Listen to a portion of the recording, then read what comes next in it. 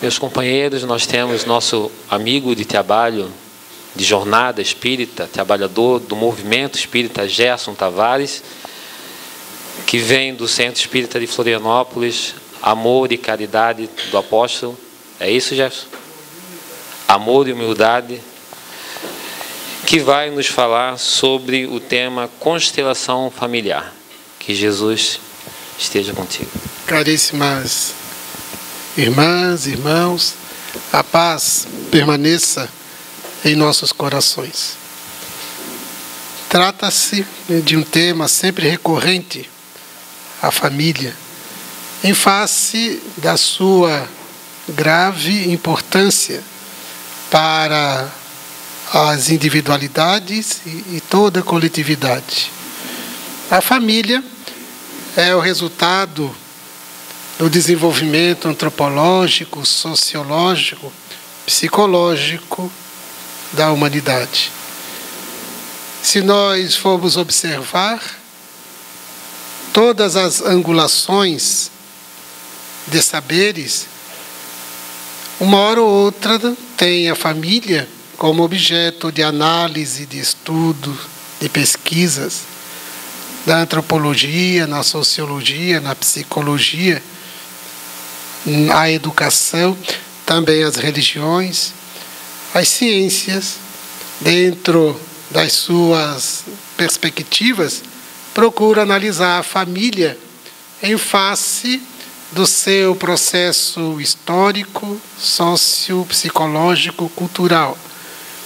À luz do Espiritismo, nós temos o ensejo mais amplo de possibilidades de análise, porque quase sempre cada saber focaliza o objeto de estudo dentro da sua forma de entender e de compreender. Classifica, conclui dentro de um reduzido espaço, conforme a abordagem que faz. Na própria psicologia, conforme a abordagem pela qual se analisa, também fica sob aquela angulação. Também a psicanálise tem as suas ideias, as suas reflexões, a produção de conhecimento relacionado. Se nós formos analisar sob a perspectiva da sociologia, a mesma coisa. E o Espiritismo nos oferece as possibilidades bem amplas, porque o olhar espírita é um olhar ampliado.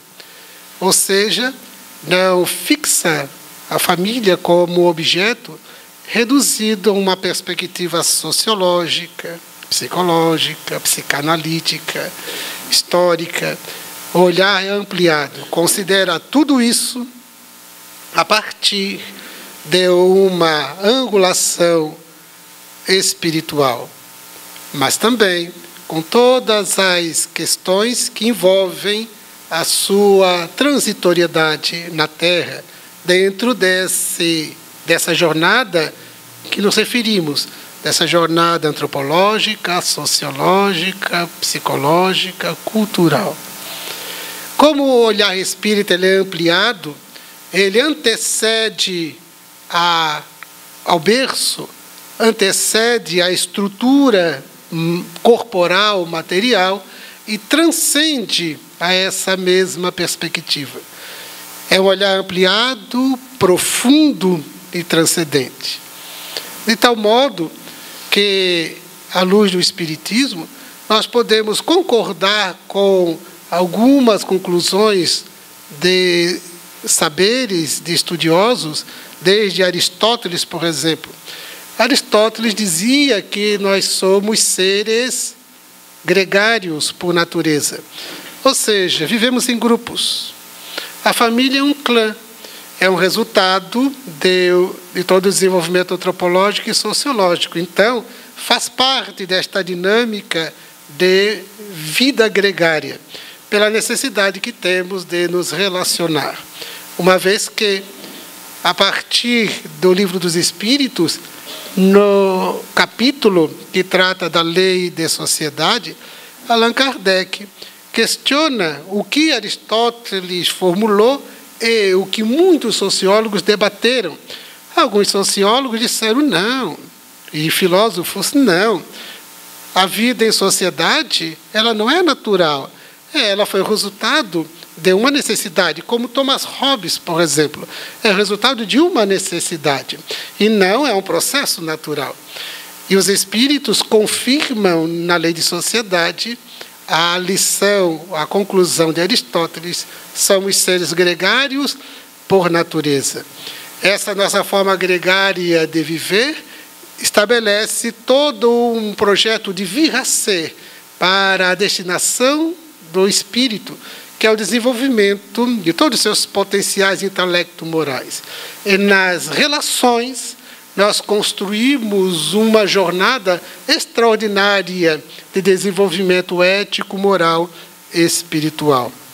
Então, somos seres gregários por natureza. Faz parte do plano divino para as vidas de todos nós, individual e coletivamente.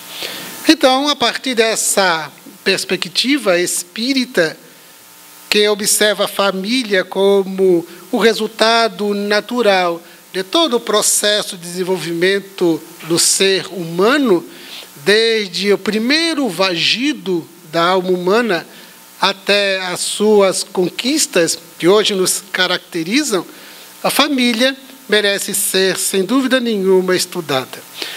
Quando Allan Kardec conclui o capítulo da lei de sociedade, ele faz uma breve abordagem da família e pergunta o que aconteceria para a sociedade, quais seriam os resultados sociais com o afrouxamento dos laços de família. E os espíritos respondem, é uma resposta bem breve, mas muito significativa. Os espíritos afirmam que aconteceria o recrudescimento do egoísmo. Recrudescer é fortalecer. Então, aconteceria o fortalecimento, a potencialização do egoísmo. O que significa que, dentro da providência divina, na planificação cósmica estabelecida por Deus para as individualidades e as coletividades, a família ela é um ambiente, um espaço no qual o espírito treina, exercita o seu desapego, exercita o altruísmo, exercita a diluição do egoísmo. É por isso que os espíritos, de quando em vez, Emmanuel fala, Joana de Ângeles, Bezerra de Menezes, André Luiz, quando se refere à família, de quando em vez eles usam algumas expressões metafóricas, fazem comparações, a família como um cadinho. Cadinho é um instrumento que se utiliza em laboratório de química, onde se misturam substâncias para as experiências. Quem está misturado nesse cadinho da família? As almas. As almas ali se misturam para as experiências. Experiências evolutivas, experiências redentoras. Por quê? Porque a família é um espaço, é esse cadinho de caldeamento, diz uma hora ou outra Joana de Ângeles, uma hora ou outra Emmanuel, de caldeamento, que forma esse caldo, união das almas, essas misturas para as experiências. Experiências que nos levam para adiante na senda do progresso e muitas vezes para que possamos seguir adiante, é necessário produzir reparações.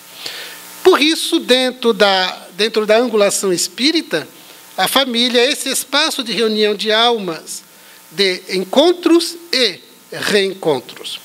Encontros, porque muitas vezes a família, nesse cadinho que une as almas, os espíritos que se reúnem não são necessariamente espíritos que têm vínculos com encarnações passadas. Podem ser as primeiras experiências. Então, a família pode ser o encontro de almas. Mas, ainda assim, tratando-se de encontros e não de reencontros, os espíritos que são elegidos para compor esse clã não são à toa, não é por força da fortuidade, da casualidade, mas dentro das necessidades evolutivas de cada elemento. desde aqueles que se escolhem para unir-se em matrimônio, bem como aqueles outros que virão na condição de filhos na jornada corporal. É óbvio que, dentro dessa análise, nós diríamos que existe um plano antes da reencarnação no que diz respeito à composição da família, ao casamento, à constituição de prole. André Luiz, nas suas obras, uma hora ou outra trabalha essa reflexão, quando ele apresenta todo um trabalho de reuniões, de programação, de estratégias para as futuras reencarnações de muitos espíritos que ele teve o ensejo de fazer contato objetivo no mundo espiritual. Desde programações entre os espíritos, assumindo compromissos, quem reencarnará primeiro, quem reencarnará depois, o momento de reencontrar-se, e de formar um matrimônio e os filhos ao mesmo tempo. Então, são organizações muito bem planejadas. Contudo, isso não afasta os casamentos que se consideraríamos eventuais, casuais, porque pode acontecer e acontece. Em face da nossa jornada na Terra ser vivenciada por força do nosso livre-arbítrio. Então, casamentos constituídos às pressas por causa de comportamento sexual não bem pensado e refletido, quando se impõe dentro da cultura da sociedade, pelo contexto familiar, um casamento às pressas, não necessariamente aquele encontro fora programado. Joana de Ângeles, então, ela adverte, mesmo os encontros não programados, e que dali decorrem família, ela deve ser valorizada, ela deve ser trabalhada, observada e vivenciada com toda a dignidade.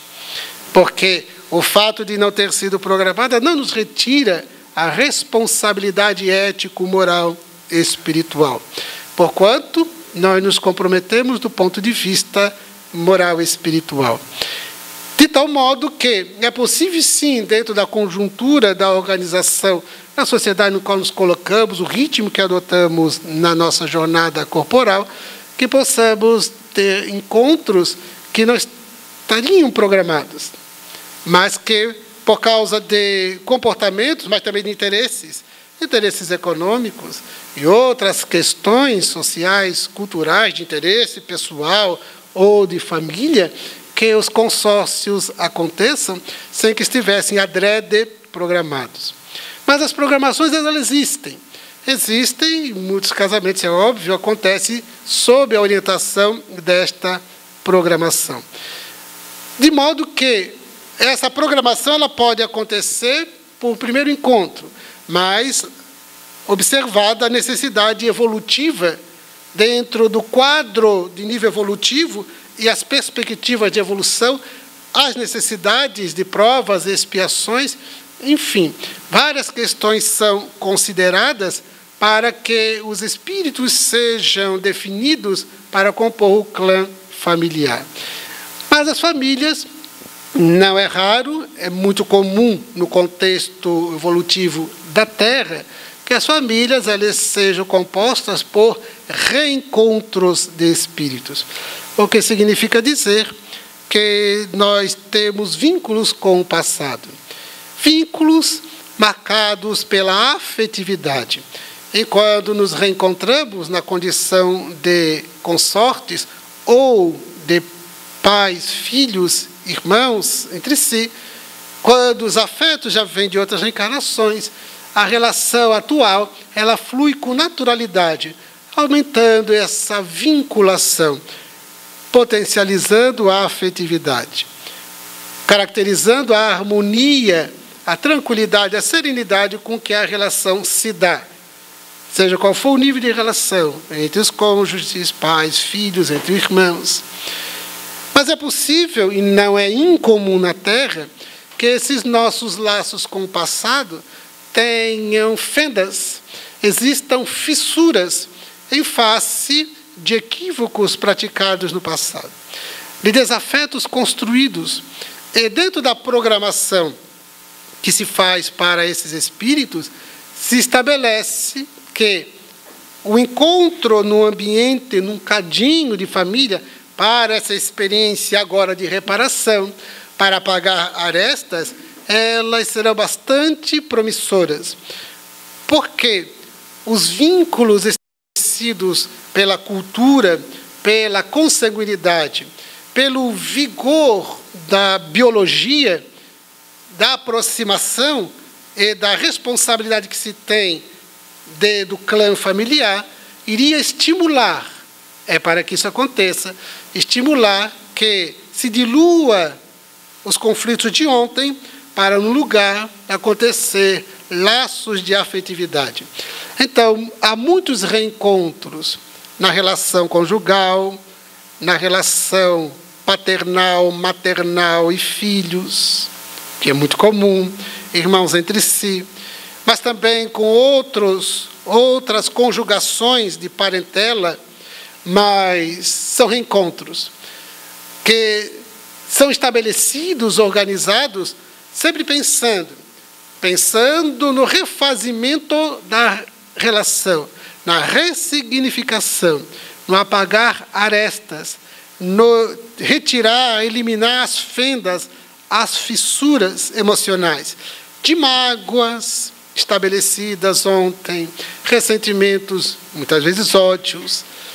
Os espíritos chegam a alertar que muitas vezes, na condição de filhos, reencarnam os obsessores. O obsessor dela, o obsessor dele, reencarnam, para que aquele vínculo, aquela relação de ódio, na condição de vingança, por causa da condição de vítima no passado, e que agora, desencarnado, procura investir contra o encarnado, este obsessor pode ser escolhido, e os espíritos alertam que isto acontece, para que reencarne na condição de filho.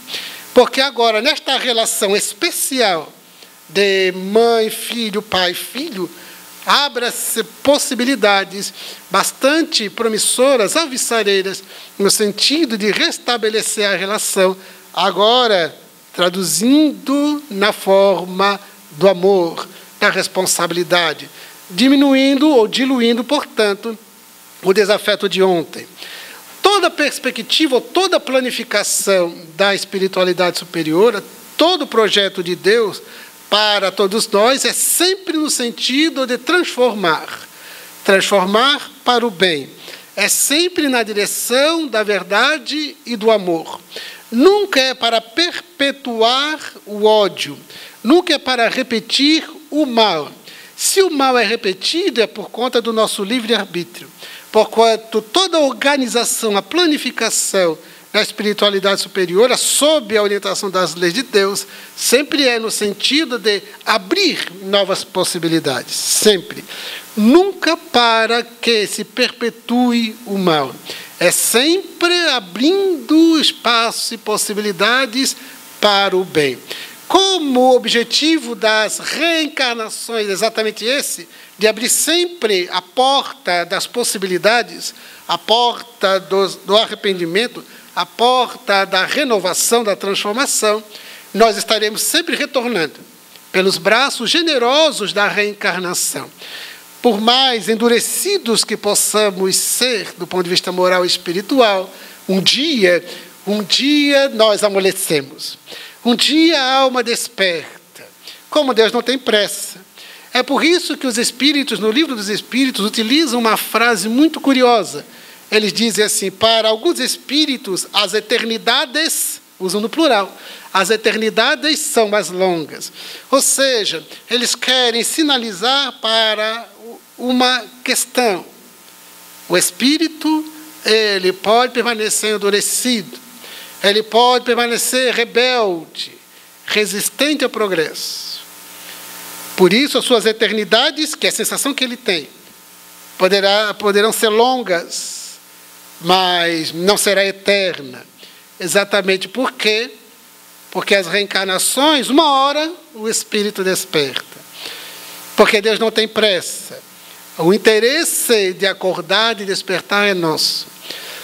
E a família é essa experiência importantíssima para que os espíritos que mergulham no clã tenham o ensejo de, através dos laços de responsabilidade, de comunhão de esforços, de solidariedade, despertem para o bem e decidam pelo bem sempre, apagando todo um lastro de vivência negativa, infeliz, de egoísmo, de ódios, de vinganças. Então, poderemos, e é muito comum na Terra, encontrar famílias que são reencontros de espíritos. Então, na condição de reencontros, ou nós nos reencontramos para dar continuidade aos afetos, ou então, o que não é incomum na Terra, apagar arestas. São reencontros difíceis, portanto, são reencontros desafiadores, muitas vezes atravessados por cobranças inconscientes. Trata-se de um processo inconsciente, mas se cobra muito, se exige muito uma atenção, um cuidado, se exige muito paciência, tolerância, perdão. Há uma exigência permanente. Por quê? Porque aquele que cobra é o magoado, é o ressentido. E aquele que é cobrado é quem deve. Então, esse que deve, e alguma coisa lhe diz, inconsciente, que ele tem que aguentar. Enquanto o outro, porque ainda não resolveu a mágoa, ele acha que sempre tem o direito de cobrar, porque a sua postura inconsciente é ainda de vítima. Então, a partir do instante que ele retira do seu conteúdo inconsciente a condição de vítima, ele agora ressignificará a relação. Por isso, a importância de se estudar-se e estudar a relação. Por isso, o termo constelação familiar é uma conceituação definida por Bert Hellinger, um psicoterapeuta alemão. Ele usa a expressão constelação a partir da concepção de sistema, porque ele afirma que a família é um sistema. E como todo sistema, cada elemento atua sobre outro elemento, o conjunto sobre o todo e o elemento sobre o conjunto.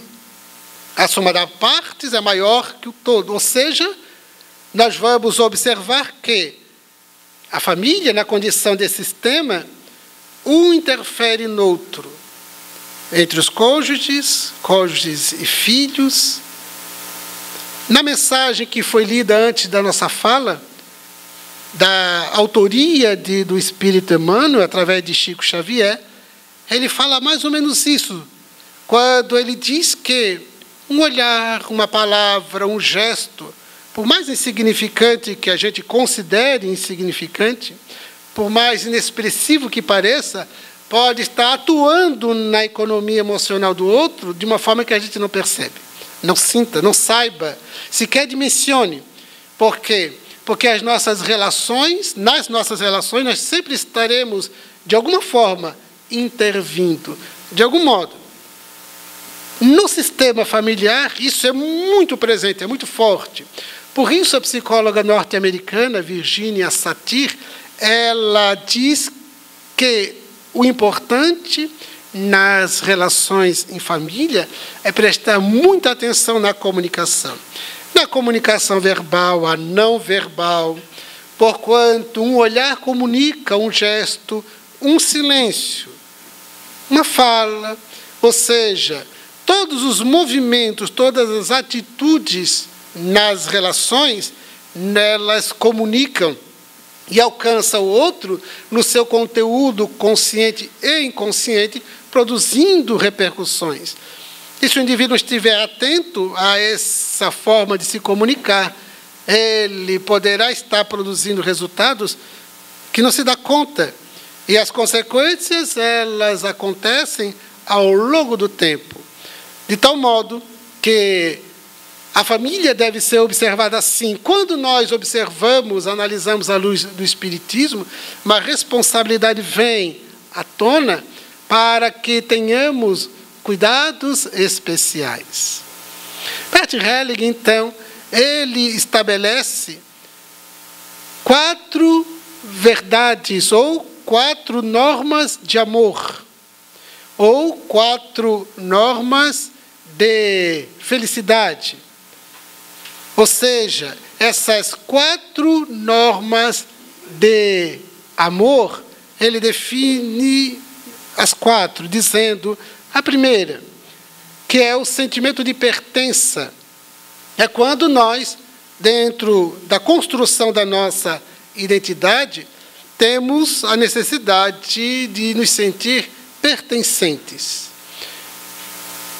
Por isso, vários fenômenos sociais se caracterizam, acontecem por essa necessidade de pertencer. Até mesmo os grupos criminosos, até mesmo os ambientes em que se caracteriza a viciação, o indivíduo se sente pertencente a. É quando encontramos os vândalos, por exemplo, que não fazem a sós, eles estão num grupo, usam camisetas que os identifiquem, cortam o cabelo, pintam o cabelo, tem essa ou aquela tatuagem, sempre para definir a que grupo pertence, porque eles querem se sentir pertencente. Então, o fenômeno social do pertencimento exige um longo estudo. Mas a família também faz parte deste ambiente de pertença. Quando, então, nós estabeleceremos esses laços de pertencimento, e qual será o laço o mais excelente? Será o laço óbvio, inquestionável do amor. Especialmente para aqueles que chegam na condição de filhos, porquanto, ao longo do processo de desenvolvimento dos filhos e da relação familiar, nós vamos apertando esses laços na medida em que nos sentimos seguros. Seguros na relação, seguros do amor, seguros da presença de. Por esse motivo, todo pai, toda mãe que sempre demonstram segurança para o filho, amor, proteção, sempre sinalizando para a presença física, a emocional, a moral, porque não basta a quantidade de tempo, é fundamental a qualidade do tempo. Alguns afirmam que o importante é só a qualidade, não a quantidade, é importante os dois, porque é muito complicado pensar numa qualidade sem quantidade também. Então é importante dosar quantidade e qualidade, porque nós vamos então classificar que meia hora, por exemplo, é suficiente com muita qualidade. Não, a qualidade depende também da quantidade. Por isso, é importante prestarmos atenção na convivência de quantidade, em face das possibilidades dessa sociedade que sempre diz correria. Nunca ouvi tanto a palavra correria. A vida é uma correria, a vida é uma agitação, a vida não dá tempo para, a vida... Mas é, ao mesmo tempo, interessante observar que as pessoas estão sempre fazendo alguma coisa para passar o tempo. Então, eu não sei, nesse paradoxo, o que as pessoas estão querendo comunicar. Ao mesmo tempo que não tem tempo para nada, porque é uma correria, também arrumam coisas para passar o tempo. Então, nós precisamos parar e rever a forma como significamos o tempo, o que damos prioridade, o que damos atenção. É muito importante observar essas questões para não sair repetindo, que estamos numa correria, eu não tenho tempo para nada. Precisamos pensar e refletir. Não apenas sair repetindo o que fala a multidão, mas adotar um comportamento que é nosso. Uma filosofia de conduta efetiva, a despeito dos compromissos, das necessidades atuais da civilização, sem dúvida nenhuma. Tem mudanças importantes, mudanças aconteceram ao longo do tempo na sociedade. Mas qual é a postura, qual é a rotina e o ritmo que eu vou adotar em face das minhas prioridades? O que é importante. Então, não vamos sair repetindo. vamos observar e tomar uma atitude relacionada a uma filosofia de vida coerente com aquilo que eu sei, com aquilo que me atende às necessidades, a consciência, os meus anseios, o meu projeto de vir a ser, dentro desta visão de espírito que evolui e que deseja contribuir de alguma forma com o seu progresso e com o dos outros. Então, quantidade e qualidade na relação vai dar segurança a eles, para que eles se sintam pertencentes. Não há receios, não há medos, não há insegurança.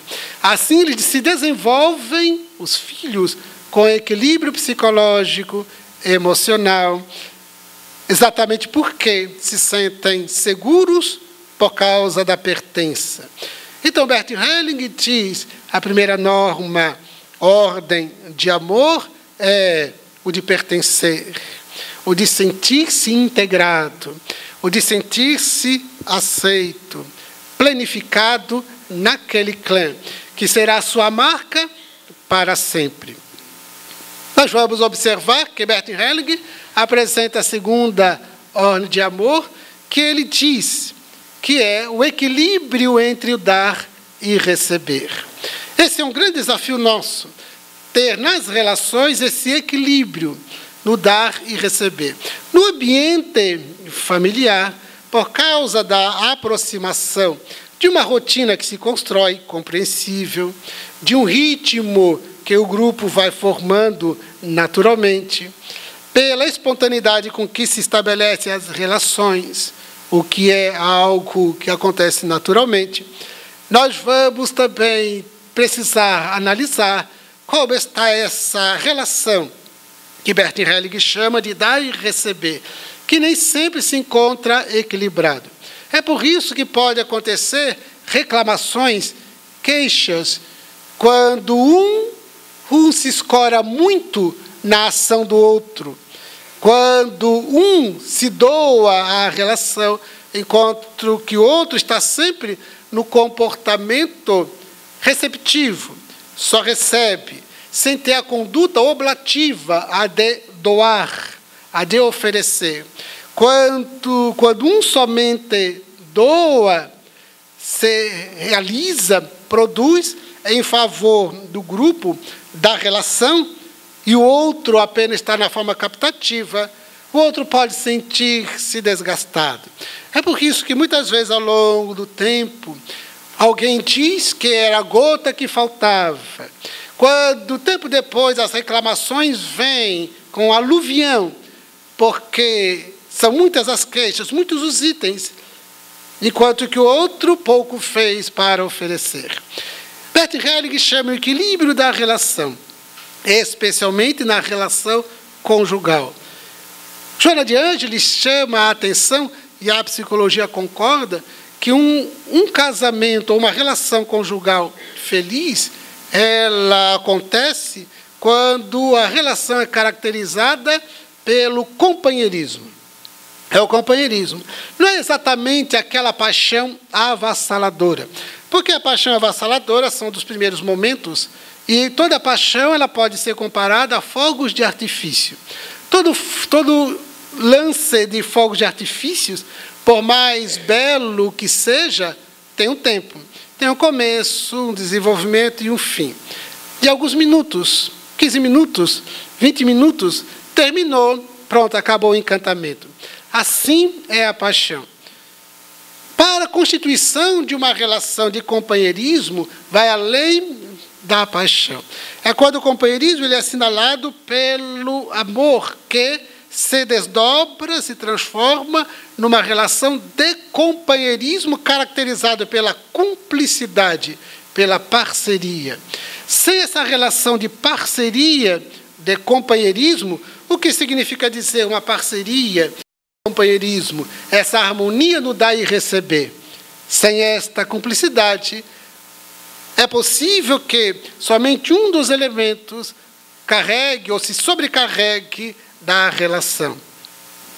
É muito comum observarmos reclamações conjugais de um de outro, especialmente da mulher em relação ao homem, quando ele não participa da atividade do lar, de alguma forma. Fiz uma pesquisa à luz da psicologia com várias pessoas, uma quantidade importante de pessoas, homens e mulheres. E era muito interessante porque a pergunta era voltada para a paciência, à luz da psicologia. Para entender o que faz com que as pessoas trabalhem, exercitem pela paciência, e quase sempre as pessoas não exercitam, foi a conclusão da pesquisa, mas o que faz com que as pessoas elas deixem de ser pacientes? É interessante dizer que a gente só perde o que tem. Aquilo que a gente não tem como perder. Então, quando a gente fala eu perdi a paciência, na verdade nunca se teve. Então a gente está perdendo algo que não tem. Na verdade nunca foi construído, porque quando se tem a paciência não se perde mais. Essa é uma impressionante qualidade da paciência. Como qualquer virtude, quando você a tem, você não perde. Quando você tem paciência, você não perde mais. Porque ela já é pertencente de ti, ela te identifica, ela te caracteriza. Então, quando a gente diz perdi a paciência, não. Você apenas está exercitando o que você ainda não tem. O que você tem é impaciência. Mas a questão era envolvida, focada, o que faz com que o indivíduo ela expresse a impaciência. As mulheres, as casadas, quase sempre reclamavam do marido, dos maridos e dos filhos. Era muito comum uma toalha fora do lugar que ela não queria, ou embolada, roupas usadas, calçados, tênis, essas coisas. Praticado pelos maridos e pelos filhos. Eram importantíssimas respostas voltadas para esta forma, esse formato de comportamento, em que então elas explodiam de impaciência. Era muito interessante. Por quê? Porque esperava uma participação, um companheirismo, uma parceria nesse processo da organização do ambiente doméstico, que é um processo muito simples. E quase sempre as mulheres ajudam nesta dinâmica. Por conta da psicodinâmica de toda a família, a mulher tem uma responsabilidade muito grande, e não queremos estar aqui sobrecarregando os ombros da mulher, mas é que ela tem um vigor psicológico, nem todas sabem, no clã. Nem todas sabem. É por isso que os espíritos dizem que a mulher guarda, ela trabalha pela intimidade, pelo ambiente interno, e o homem pelo ambiente externo. Esse ambiente interno ele é o psicológico. Então, muitas vezes as mulheres colaboram, por exemplo, com a postura machista do homem. Eu vejo amigas conversando, as casadas que têm filhos, então eles dizem, fulano me ajuda a cuidar do filho. Veja, ele não faz o seu dever, ele ajuda. O que ela está sendo? Ela está sendo machista. Porque ele não precisava ajudar, mas como ele é bonzinho, ele ajuda. Então, e ele então se enche, eu ajudo. Eu sou aquele que colaboro, eu sou bonzinho. Não é meu dever, não é meu dever, eu faço além do meu dever. Veja como eu sou um santo. Então é uma colaboração, e elas não se dão conta, é uma colaboração delas. E ele ajuda, mas é claro, ele não ajuda, ele faz a sua parte. Essa deveria ser a resposta. Não, ele ajuda, ele é muito bonzinho. Ele me deixa então dormir, então cuida do filho. Ou seja, elas colaboram muito, quando na verdade é o dever deles. Ele é bonzinho porque ele coloca a toalha, coloca a roupa para lavar. Não, ele faz a parte que lhe cabe. Ele lava a louça, ele não é um anjo. Não, ele faz o que deve. Ele faz o que deve. Ele coloca o lixo na rua, que bonitinho, que fofo. Ele faz o que deve. Bert Helling, então, analisa que esta harmonia da relação de dar e receber, que constitui a parceria, é fundamental. Quando há uma fissura nessa dinâmica, nem sempre é um processo consciente, muitas vezes é inconsciente, uma hora pode explodir de alguma forma. Ou se ela, então, carrega heroicamente tudo nos olhos, porque tem gente que adora isso. Adora sempre ser a vítima e ser a heroína de todo o processo. Para mais tarde, então, ficar uma idosa rabugenta. Quando poderia ser uma pessoa otimista, alegre, ao mesmo tempo constituindo uma relação que, com habilidade, vai atraindo para uma parceria real. Então, Bert Helling chama a atenção para esta dinâmica de parceria, de companheirismo, de cumplicidade, para que todos cumpram com seu papel. e não sobrecarregando o ombro de um e de outro com as tarefas, com os compromissos, até mesmo com a dinâmica emocional, a dinâmica afetiva, porquanto nem todos são românticos, por exemplo, mas ser gentis, respeitosos, educados, sim. Isso é muito importante. Um casal amigo, ela reclamava que ele não era romântico depois de 30 anos de casados. Ela disse, mas você vem reclamar de romantismo depois de todos esses anos? Quando você me conheceu, ela dizendo que ele lhe falou, você já sabia que eu não era romântico. Agora você vem cobrar depois de 3 décadas de vivência? Então, não cobre agora. Agora, entendam e aceitem, ele não é romântico. Agora, o compromisso dele é com a gentileza, com respeito, com a parceria, com o companheirismo. É um dever que aos dois assiste. Mas ele fala igualmente na terceira ordem de amor. Ele fala numa relação mais específica de pais com os filhos, que é o estabelecimento da autoridade hierárquica. Por que ele fala isso? Nós vamos remeter a Michel Foucault. Michel Foucault, historiador, filósofo social, sociólogo francês, ele faz uma análise da sociedade e diz que todas as relações humanas, elas são de poder. Todas. Nenhuma relação ela se estabelece sem o interesse de poder. Até mesmo as relações em família. Os cônjuges entre si. Por isso, à luz de Michel Foucault, muitas relações conjugais, elas geram conflitos por causa da relação de poder. É para ver quem se empodera do outro. Então fica o conflito de várias angulações, de vários matizes, mas de poder de um sobre o outro. Mas também na relação pais e filhos. Os filhos, antes de aprender a falar, antes de caminhar, eles já estabelecem uma relação de poder com os pais. Eles vão observando, eles são muito vivos. Então, eles choram, os pais atendem. Opa, é assim que eu vou conseguir tudo com eles. É só berrar.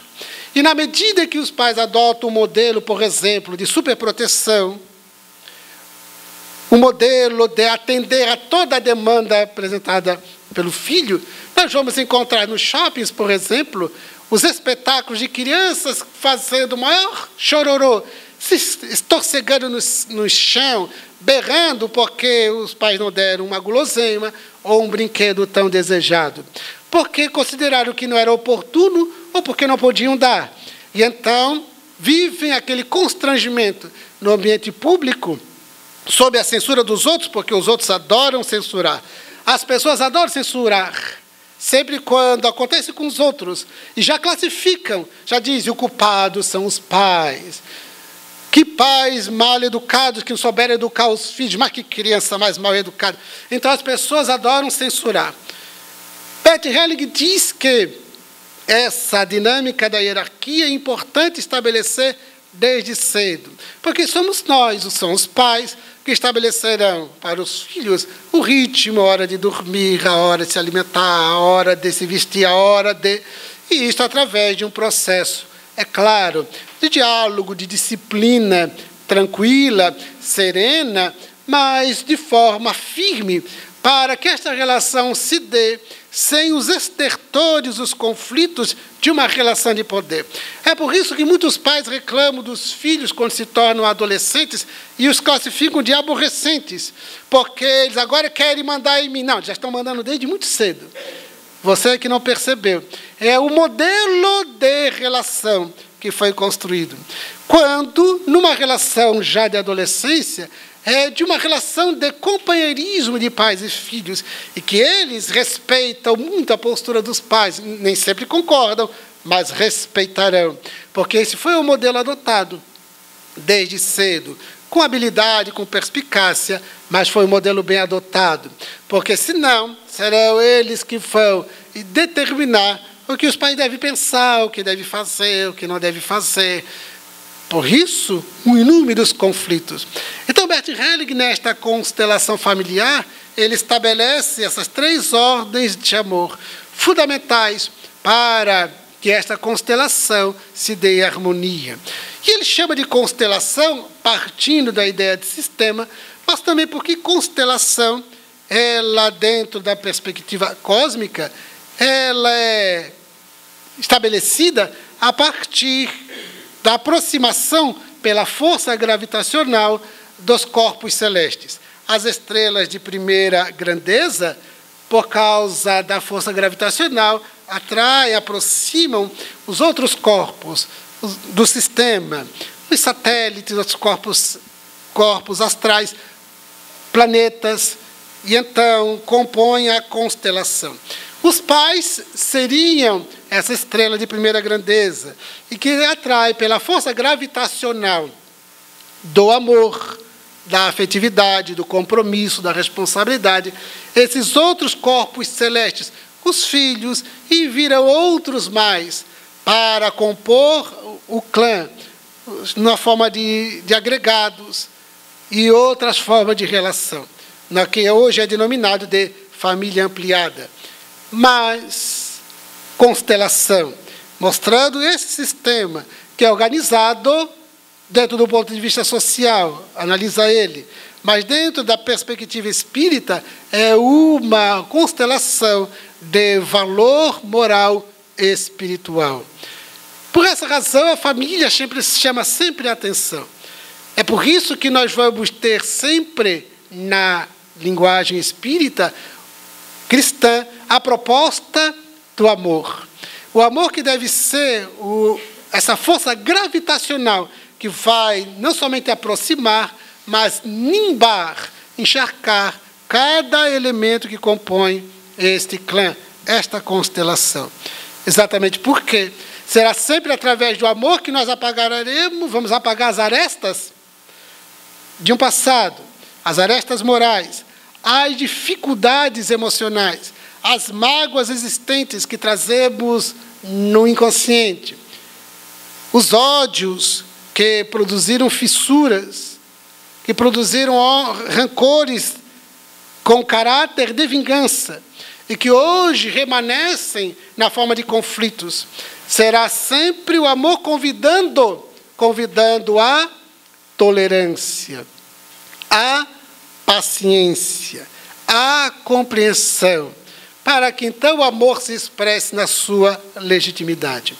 Então a tolerância, por exemplo, é essencial na atual conjuntura da vida planetária.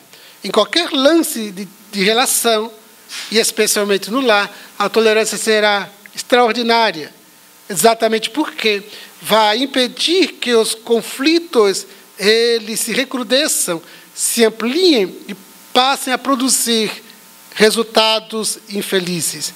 A tolerância, a compreensão, a aceitação do outro como ele é, para que então se estabeleça toda a programação que está estabelecida para cada indivíduo e o grupo inteiro, de repercussões na sociedade.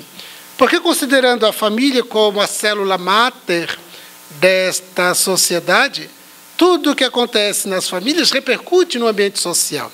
Se a sociedade não vai bem, é porque as famílias não se encontram muito bem.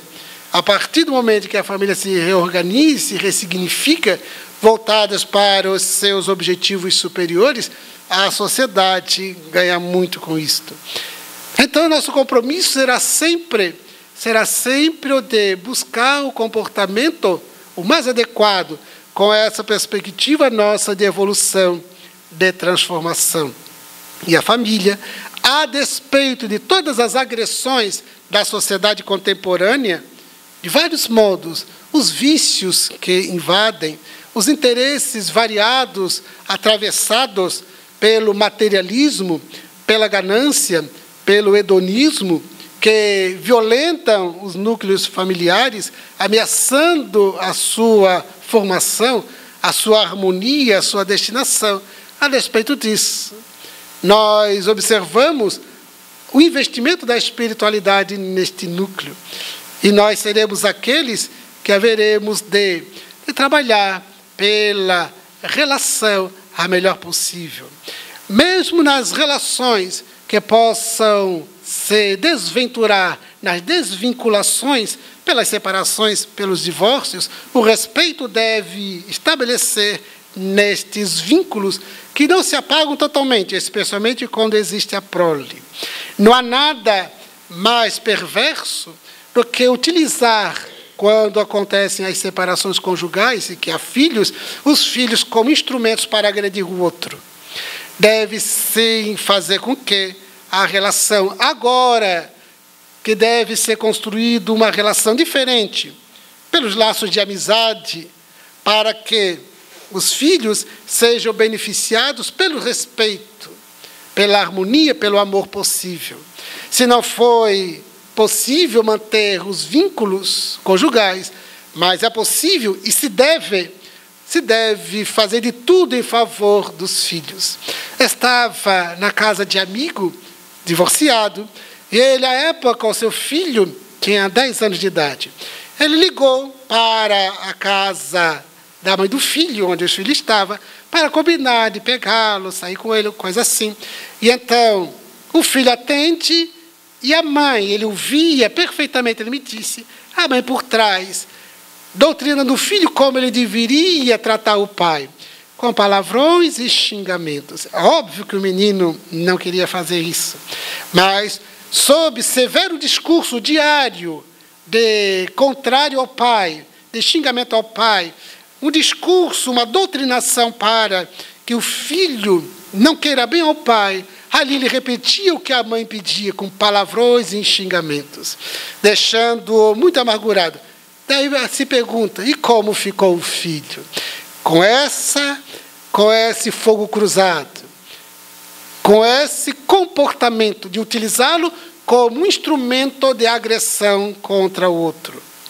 Então é muito grave, é de uma responsabilidade severa, quando se deve valorizar o outro, valorizar a mãe, valorizar o pai, cada um trabalhando em favor do filho, pela relação, e nunca estabelecer problemas na relação, que entre eles, entre pai e filho, mãe e filho, deve ser a melhor possível. E quando não tivemos as condições de nos suportarmos, seja qual for o motivo, seja qual for a causa ensejadora, mas o dever em favor dos filhos, ele permanece sagrado e permanece indeclinável. E a nossa responsabilidade será muito severa diante da consciência cósmica. Dizem os Espíritos, no livro dos Espíritos, que nos será perguntado quando da desencarnação, se fomos pai ou mãe na terra, o que fizeste do filho que te confiei? Essa será a pergunta dirigida, dizem os Espíritos, à nossa consciência. Então, nas nossas relações, sejam quais forem elas, nas relações de amizade, nas relações profissionais, qualquer nível de relação social, e nas relações familiares, especialmente, nós deveremos sempre consultar o amor, consultar o bom senso, consultar a lucidez, a sobriedade, para sabermos qual o comportamento a adotar. É óbvio que vivemos em clima de livre-arbítrio. Por isso, os Espíritos dizem no Livro dos Espíritos, quando Allan Kardec pergunta a respeito do divórcio, os Espíritos dizem, ninguém é obrigado a viver com ninguém. Então nós vivemos nesse clima de livre-arbítrio, quando ninguém é obrigado a conviver com ninguém. Mas as relações que foram construídas, elas devem ser estabelecidas num clima de respeito recíproco e de dedicação ao bem do outro. Nunca o mal. Se existem as desvinculações, nunca deixarmos-nos conduzir sob a orientação de mágoas, de ressentimentos, de ódios. Exatamente porque esses sentimentos, essas emoções inferiores, elas nos marcarão profundamente, com repercussões psicológicas, psíquicas, de consciência muito profundas, e que respondem por muito da nossa infelicidade atual, e muitas vezes se transfere para outras reencarnações, com conflitos inconscientes, Como muitos hoje na Terra vivem conflitos inconscientes, alguns transtornos mentais, quadros psicopatológicos importantes, como a depressão, que é uma grande pandemia na atualidade no mundo, por causa da culpa em relação ao passado. A culpa por causa da nossa irresponsabilidade diante do outro, diante dos deveres, diante dos compromissos assumidos e negligenciados. E a família faz parte desta dinâmica. Os filhos, afirmam os espíritos, eles devem ser, essa é a missão dos pais, ser conduzidos na direção de Jesus. Para que eu conduza os filhos na direção de Jesus, eu preciso estar muito seguro nesta direção. Preciso estar. Se eu não estiver muito seguro, então como conduzir? Como ser guia, se eu sequer sei por que guiar e como guiar? Por isso, na condição de educadores que somos, precisamos sempre estar na condição de reeducandos. Para que eu seja um educador, eu preciso, na condição de pai, sempre ser um reeducando. Eu sou um reeducando, educador. Educador do filho, mas sempre um reeducando diante da vida, diante das possibilidades.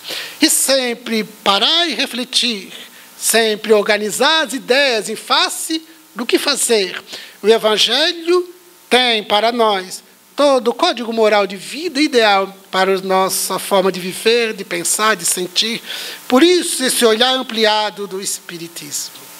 Quando observo-me com relativo à saúde psíquica, mental, emocional, eu me recordo da infância, a presença da mãe sempre marcante, a presença física, mas a presença emocional, através do amor, mas também da advertência, da postura enérgica, firme, mas também da docilidade. Recordo-me brincando, de vez em quando olhava, lá estava ela, na cozinha, no tanque, nos acolhendo, nos atendendo.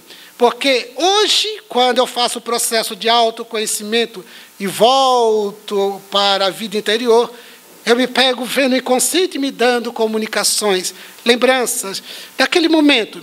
Eu, criança, no quintal, eu me sentia um tanto inseguro. Olhava, lá estava a mãe. A segurança. O pai sempre chega no trabalho na hora do almoço. Sempre almoçamos juntos.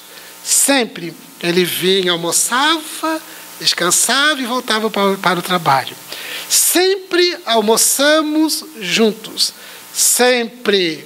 Pai, mãe e os 4 filhos. Sempre juntos. Quando hoje, psicologicamente, vem a minha consciência, aqueles momentos, me deu uma segurança. Hoje me dá uma segurança psicológica, emocional, construída lá. Porque me dava essa certeza, eu pertenço e aqui é o meu porto seguro. Então, a gente cresce com saúde psicológica, saúde emocional.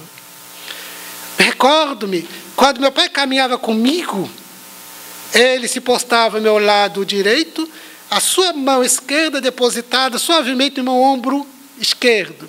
E caminhávamos assim. Eu não imaginava, naquele período da minha adolescência, especialmente, onde me reporta essa memória, que aquele gesto de caminhar, conversar e com a mão no meu ombro esquerdo, me seria tão importante hoje, pela segurança psicológica. Eu não sabia que isso aconteceria. Uma segurança inconfundível, que não me deixa sentir solidão, nem medos. Porque aquele gesto comunicava muito.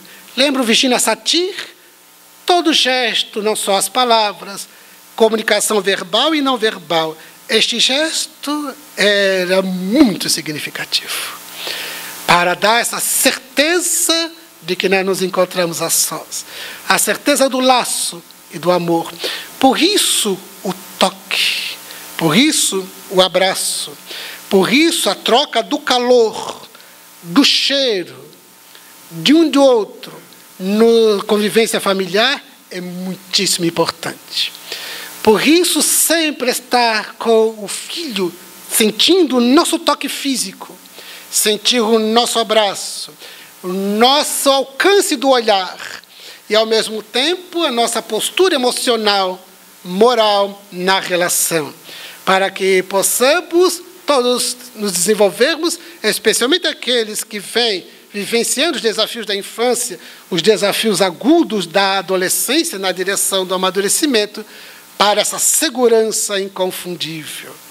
E se nós tivermos esta formação cristã inabalável, nós conduziremos naturalmente nossos filhos na direção de Jesus, porque nós também estamos nesta mesma direção.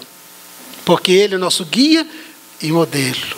Recordo-me que um dia estávamos pai e mãe e os 4 filhos. A minha irmã caçula é 11 anos mais jovem, então ela é pequenininha. Eu tinha o quê ali, 15 anos, 16 anos, 11 anos mais nova. Então, era uma menininha. O muro, à época, era um muro baixo, e uma pedra veio lá da rua e atingiu a cabecinha dela e sangrou. Ela chorava, é claro. E então, eu fui até próximo do muro e vi um rapaz correndo. Eu disse, foi ele que jogou. Então, tive um impulso. O impulso do homem selvagem ainda. Nós trazemos ainda o homem selvagem, antropológico em nós. Eu pulei o muro e fui atrás dele. Por quê? Porque ele tem que receber o que merece. É o impulso nosso, ainda dos homens de savana. Porque ele invadiu o nosso território. Então, agora ele é um inimigo. Então, ele feriu alguém do nosso clã. Então, ele merece e precisa sofrer as consequências. E quando eu percebo o pai atrás, eu disse, então ele veio reforçar. O pai correndo atrás. E então fomos, era uma rua longa, e chegou uma hora, ele se cansou. Ele se cansou e sentou em umas pedras, um degrau, alguma coisa assim. Sentou-se ofegante, eu me aproximando dele. Quando meu pai, correndo atrás, ele viu que eu estava aproximando, ele falou, não faz nada, fez o gesto assim, quando eu parei na frente dele. Porque quando eu parei na frente dele, eu não sabia, o que eu faço? Faço assim, não sabia o que fazia. Mas o pai está chegando, ele vai ensinar. E o pai fez assim, não faz nada. Quando se aproximou, ele falou alguma coisa com ele, que eu não me lembro o quê, me abraçou e voltamos caminhando para casa, dizendo, jamais revidar, perdoar sempre. Então, ele veio com o ombro a mão no meu braço, no meu ombro esquerdo, caminhando e falando do perdão. Eu fazia parte da evangelização espírita, então dizendo, o que aprendemos na evangelização? O que nós aprendemos lá no centro espírita? Por que nós falamos tanto de Jesus? Para esses momentos do desafio, quando o impulso do homem selvagem vem para revidar a gente e observa, Jesus diz, pagai o mal com o bem. Perdoa. Se te ofender uma face, ofereça-lhe a outra. É para esses momentos. E então, mais tarde, eu soube com o Espiritismo que todo aluno primeiro tem a lição e depois tem o teste. Todo aluno. Eu já havia passado pela lição na casa espírita. E quando chega o teste, eu estava em vias de reprovação. A vida é assim. Nós sempre primeiro temos a lição e depois o teste. Sempre assim. Há muitos testes, há muitos exames, há muitas provações que nos aguardam ali na esquina e a gente não sabe disto. Mas primeiro estamos recebendo as lições da vida. Daqui a pouco seremos testados. Por isso a proposta de Jesus, vigiai e orai, para isto. Por isso a proposta do Espírito Joana de Ângeles, desperte a consciência, para isso. Para que estejamos atentos às lições, porque os testes chegarão. E às vezes estão nos acontecendo, a gente não tem um olhar para o teste, para o exame, a começar dos nossos conflitos internos, sem falar das realidades que se objetivam da nossa psicodinâmica existencial. Então, a família é este ambiente também. É esse ambiente no qual aprendemos, mas também somos testados. Sempre testados, costumeiramente. A questão é como estamos nos saindo. E quando a família ela é adornada, emoldurada pelo Evangelho, então nós vivemos vivemos as delícias da alegria de viver. Por isso, nós vamos observar a proposta de Jesus, que também amplia o olhar sobre a família. Ele que veio de uma família nuclear, tradicional, pai, mãe e filho. Na hora da crucificação, ele observa João, o único discípulo que teve a estatura psicológica de acompanhar até o fim. Um havia praticado suicídio, os demais, outros 10, refugiando-se. E João, o mais jovem, estava ali amparando Maria. Maria que sofria. Então ele olha os dois e diz para Maria: mulher, eis aí o teu filho. João, eis aí a tua mãe. Então, ele sentiu que Jesus estava determinando: um cuide do outro. Ele estava, Jesus, criando uma perspectiva de uma família que seria, que nos caracteriza hoje, o que se chama de família ampliada. Quando tudo acontece, eles foram morar em Éfeso. E João reencontrou Inácio. Inácio foi uma das crianças daquele episódio quando Jesus disse: deixai que venham a mim as criancinhas. Era uma das crianças que, à época, tinha 4 anos. Era dos meninos que vivia às expensas da caridade alheia. Quando, então, agora vivendo com Maria, João reencontra Inácio agora com cerca de 8 anos de idade. Ela, então, adota João, Inácio, adota Inácio para conviver com ele, Maria, passando-lhe as lições imorredoras do Evangelho.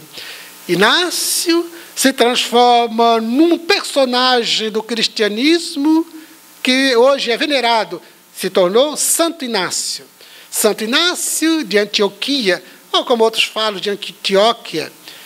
Inácio que, adotado por essa família diferente, Maria, João, ele era a família, que não era a família nuclear, biológica, mas os laços eram de afetividade, era de uma autêntica família. E Jesus, ele faz a proposta quando ele faz a ideia, lança a ideia, a dinâmica do amor. Ele faz um projeto futuro, um projeto da família universal. Quando, então, sob a orientação das leis de Deus, todos os filhos de Deus compomos a condição de fraternidade. A palavra fraternidade origina-se do termo frater, que é latim, que significa somos irmãos. Fraternidade, esta relação de irmãos. Então, somos de uma mesma família, porque Jesus deixou bem claro, o Pai é um só, e ele, na condição de pai, diríamos hoje de mãe, porque Deus não tem gênero, na condição de pai, de mãe, e todos nós somos irmãos. O que se espera entre irmãos é um regime de solidariedade. O que se espera entre irmãos é um modelo de tolerância, de compreensão, de perdão. O que se espera entre irmãos é que o amor nimbe essa relação. É dessa família universal. Então, nós temos muito que percorrer ainda. Nós temos inúmeras situações que precisamos enfrentar e superar, a começar por nós, não os outros, mas somos nós. Quase sempre colocamos empecilhos fora. Quase sempre elegemos o outro como óbice, o outro como problema. Mas quando, na verdade, o problema está em nós mesmos. Ele está em nós. Uma análise psicológica de uma frase de Jesus. Ele diz o seguinte: cuidai de reconciliar com o vosso próximo enquanto estáis a caminho com ele. Ou, em outros textos, reconciliai com o vosso adversário enquanto estáis a caminho com ele. É claro que pode ser analisado da forma objetiva. Se temos algum conflito, nos reconciliemos com o outro enquanto estamos reencarnados. Porque depois desta encarnação, não sabemos como será o modelo das futuras experiências. Então, é importante que ele se reconcilie agora. Mas, ao mesmo tempo, aprofundando a análise psicológica, qual é o meu adversário? Quando Jesus diz reconciliar com o vosso adversário, quando eu elegi o outro adversário, bem, eu elegi, não foi Jesus que elegeu. Eu elegi o outro adversário. Mas quem é o meu adversário mesmo? É o outro? Quando nós começamos a nos dar conta que o adversário é adversário porque eu estou magoado, eu estou ressentido, eu estou decepcionado, eu estou ofendido, eu estou maculado, afetado por outro, por isso meu adversário, significa que eu classifiquei como adversário. E por que eu classifiquei? Por causa do ego. O ego foi quem o classificou como adversário. O ego ditador. Por que quem se magoa, quem se ofende, quem se ressente, quem odeia? O ego. Então, quando eu faço o processo de autoconhecimento, eu percebo que o ego é que dita tudo isso. Então, quem é o meu adversário? Um adversário de quem? Eu, como espírito em processo de evolução. O eu profundo, qual é o meu adversário? O ego. Então, o adversário está em mim e não no outro. Reconciliai com o vosso adversário. Joana de Ângeles faz uma proposta. Proceda, promova a homeostase, que é o equilíbrio do eixo ego-self. O self, diria Jung, é a divindade em nós, que deseja evoluir, transformar-se. O ego não. O ego se compraz com a realidade, o status quo, e deseja impor-se, a ditadura do ego. Então, estabeleça o equilíbrio do eixo ego-self. Como esse equilíbrio é possível? O ego cedendo ao self, o self orientando o ego. Roberto Sadioli, psicanalista italiano, ele diz, mantenha um diálogo constante do eixo ego-self. É a mesma proposta, com outras palavras. Então, qual é o adversário do eu profundo, do self? Será o próprio ego. Então, é preciso que o self inunde o ego de sabedoria e de orientação, enquanto estou na jornada reencarnatória. Porque depois de os atos, depois de um comportamento infeliz, de consequências imprevisíveis, só futuras reencarnações para resolver. Enquanto estiver encarnado, reconciliai com o vosso adversário, tanto da forma objetiva e especialmente da forma subjetiva. Se nós não empreendemos esses esforços de autoconhecimento e de trabalho pela própria transformação, nós estamos patinando no processo reencarnatório. Nada obstante conquistarmos fortuna, prosperidade, poder, etc., dentro da conjuntura socioeconômica, cultural, mas do ponto de vista psicológico, moral e espiritual, a reencarnação não foi muito proveitosa. Então, se o Espiritismo nos revela a nossa realidade espiritual e a nossa dinâmica de evolução, quer despertar em nós a consciência para esse empreendimento consciente de transformação. E nesta grande jornada da sociedade, um dos núcleos, um dos institutos, dentre os vários institutos importantes da vida na Terra, a família tem destaque pela importância profunda e transcendente. Então, trabalhemos as nossas reflexões, façamos as avaliações necessárias e adotemos a conduta cristã sob a linguagem espírita atual, a melhor possível para realizarmos o melhor ao nosso alcance. E sigamos adiante, sem medos do futuro, sem medo da morte, mas também sem dúvidas. Sem medo da morte, porque não há mais dúvida acerca da imortalidade. Sem medo de problemas, de desafios, de dificuldades, de sofrimentos, exatamente porque não temos mais nenhuma dúvida de que tudo isso são experiências. Algumas delas para que possamos nos recuperar, nos reeducar, outras para nos estimular a seguir adiante. Sem medos e sem dúvidas, sigamos adiante. E nos entreguemos a Deus, o que equivale a dizer, nos entreguemos às suas leis, sem medos e sem dúvidas, tendo Jesus como modelo e guia. É por isso que devemos elevar os nossos pensamentos a Ele, nosso Rei Solar, a Ele, nosso príncipe da paz, a esse nosso guia e modelo, Jesus, para que Ele, nos inspirando na atual reencarnação, possamos, cada um individualmente, refletir e adotar o melhor modelo ao alcance dentro do compromisso que temos pelo próprio desenvolvimento, pela própria transformação, pela própria evolução. E sigamos adiante. Sob as bênçãos dele na forma de inspirações, nós agradecemos. A casa que sempre nos convida e nos recebe com amizade. Mas a nossa gratidão a cada uma das senhoras, a cada um dos senhores, aos jovens presentes, pela atenção educada, à presença paciente, enquanto formulamos os nossos votos de muito progresso e muita paz. Muito obrigado. Nós agradecemos ao Gerson, que sempre traz muita informação, muito conhecimento para trabalharmos. Então, temos uma semana aí bem promissora, porque temos muita informação. Dada a complexidade do tema, que é a família, nós temos que ter um olhar diferenciado, como o Gerson falou, lembrando a vocês que nós estamos com o curso Constelação Familiar. Também se chama Constelação Familiar. Vocês vão observar nos murais, nós temos toda uma programação, teremos um novo encontro no dia 12/7. Estão todos convidados.